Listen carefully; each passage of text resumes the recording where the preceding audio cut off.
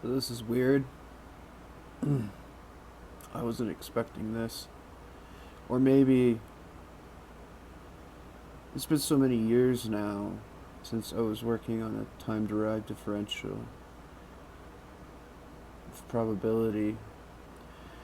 I lived in Lakewood for about 7 years, and I would walk down the hill to the grocery store and think about physics. And that's all I did. I would literally sleep maybe 4 hours a night, if even that much.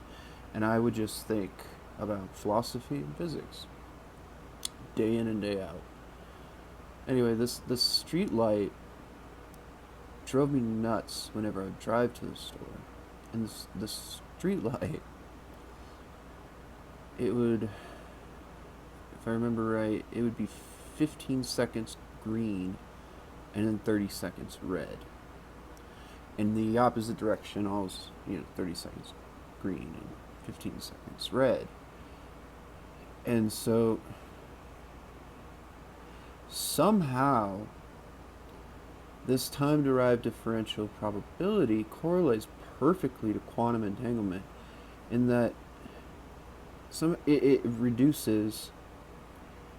I was writing it out of frustration because I wanted to encounter a light 50% of the time. It blew my mind that the percentages could change in such a strange way based on when I encountered it and my moment of inertia. That if I maintained an exact velocity, and this also goes into like the pitch of a road, but I could not keep a consistent encounter of a green light. I was always hitting red lights. But yet, the lights, as far as I knew, were maintaining their same clockwork. They were not triggered by a camera. And learning about photon entanglement, to me, it made sense that it should always be a 50% variable no matter how they run the detectors and how they manipulate the angular network. Now that makes sense to me, but that didn't make sense to the theorists and the scientists studying it. And why is that? So what is happening here? I don't know. It's freaking me out a little.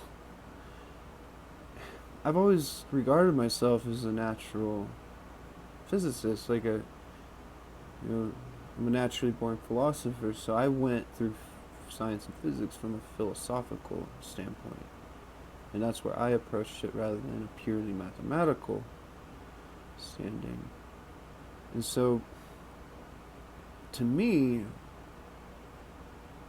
the way I understand this time derived differential probability and how I can always encounter potentially a green light, no matter how fast I'm traveling, let alone, don't even worry about the pitch of a road if there's hills and stuff like that. Let's just say that it's always flat. If I do maintain a constant velocity, it's to which point, however certain and far away, that I initiate my trajectory towards that vector, that I will potentially encounter a green. And you can always correlate that to a 50% probability. You can always have a 50% chance if you do a little bit of math to try and work with uncertainty, that as long as I maintain a certain average velocity, no matter when I leave, I can have a higher than 50% chance of hitting a green light. Except I would always hit a red light, and it made me so fucking angry. It just pissed me off. And so these guys, when they're using these detectors, and I don't know all of the studies. I don't know anything, actually, just various simple things on YouTube. So I go with what's in my brain, in that they aren't using time derived differentials to accommodate and basically create a framework like FPS, frames per second, of what could be happening to these photons if they are entangled consistently. So let's say you do like 1,000,000 tests. So you measure 1,000,000 photons. And they encounter the detectors at the same time, no matter their distance. Okay? Now,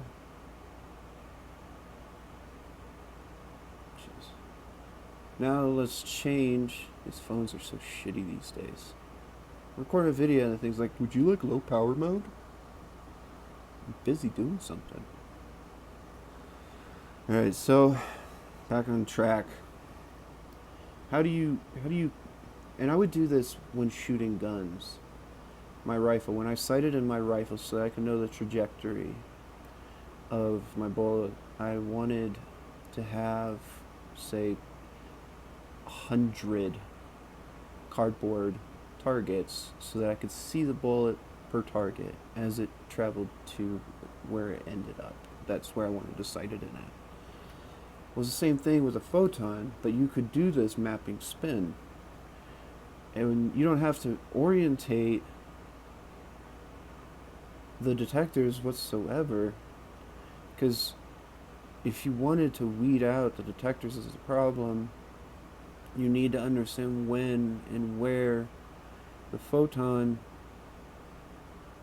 based on time, whether or not it's a constant.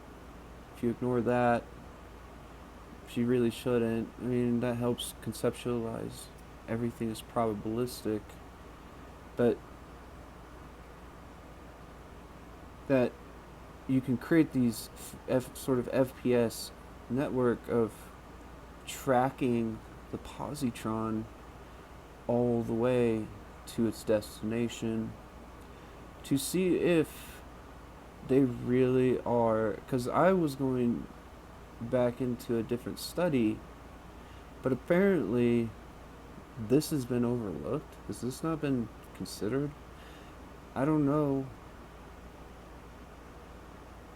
Looking on, there's not a lot of information. Like, it's very difficult to find any fucking studies. It's not that this has all just been diversified and say it seems like that it's just a pain in the ass to try and figure out any information. Like, they want to inspire you, yeah, but also I'm not where I was back in 2018. I've been unsettled. People, have taught me that they're not worth trusting, and I had a consistent focus back then. I don't have that consistency that I created for myself to focus on these things. And so whether or not the experiment I wanted to conduct, you always get these fucking misinterpretations in physics. It drives me nuts. One person will say one thing, and then you find the right guy that actually understands what he's talking about, and he can simplify it and make it real. There's less fantasy. We need the fantasy to get people interested in physics, because they want to say why. They want to ask why, and they want to figure out why. They want to answer these questions. Well, once you really get to this point where you have an experiment that you can design and you can actually perform, and it costs $30,000, and you're like, well, am I understanding the physics? Am I understanding the problem? Or am I being deluded by the fantasy but they're telling me that I'm wrong too, because I considered the same way. Maybe they are just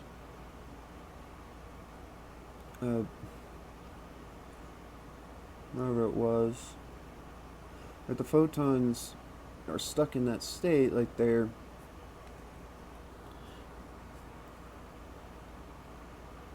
based on your orientation. It shows that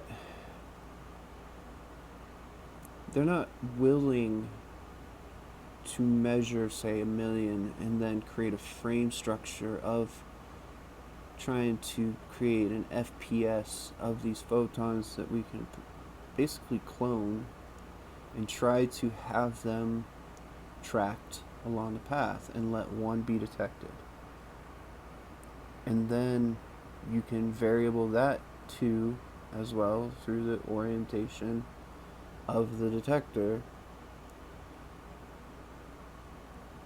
Instead, they just seem to find their conclusions through simplifying the study to where it's just based on distance and stuff. And the things that I was considering are still viable, but they make it seem, because they don't understand,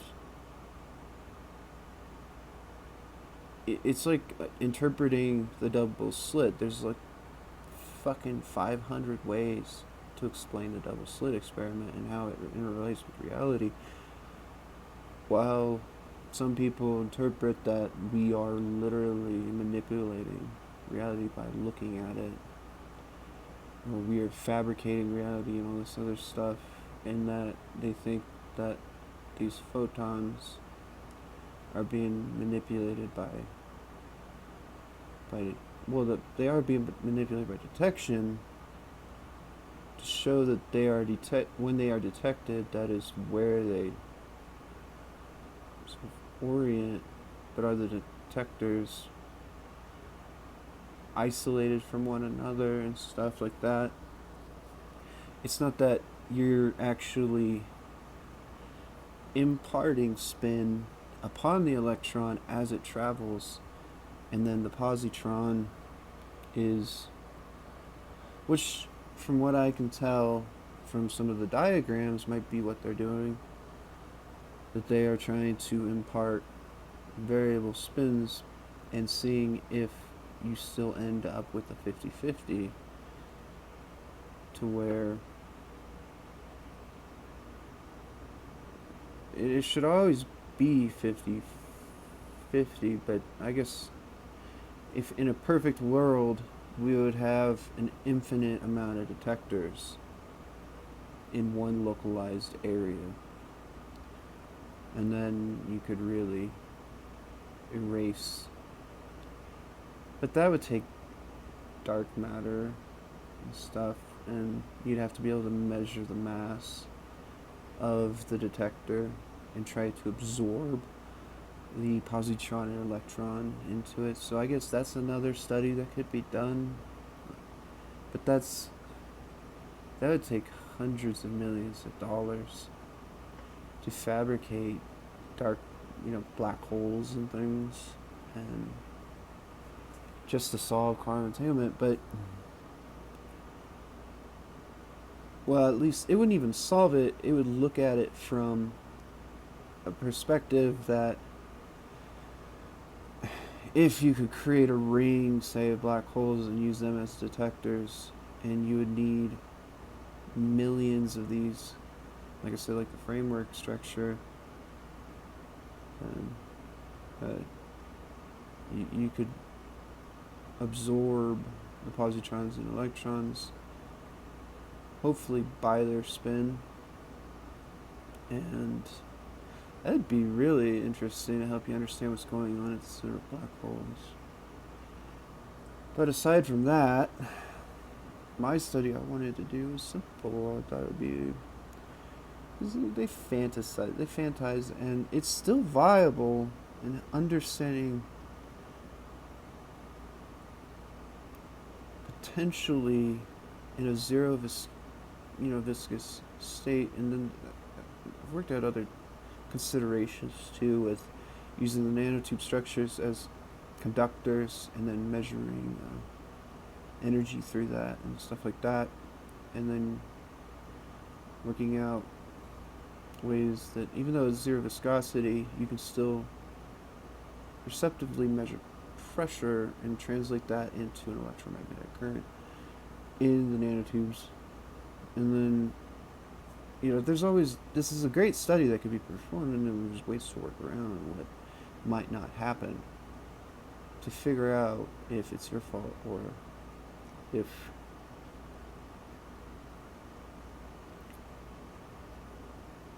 so far there is no evidence to suggest that mid-flight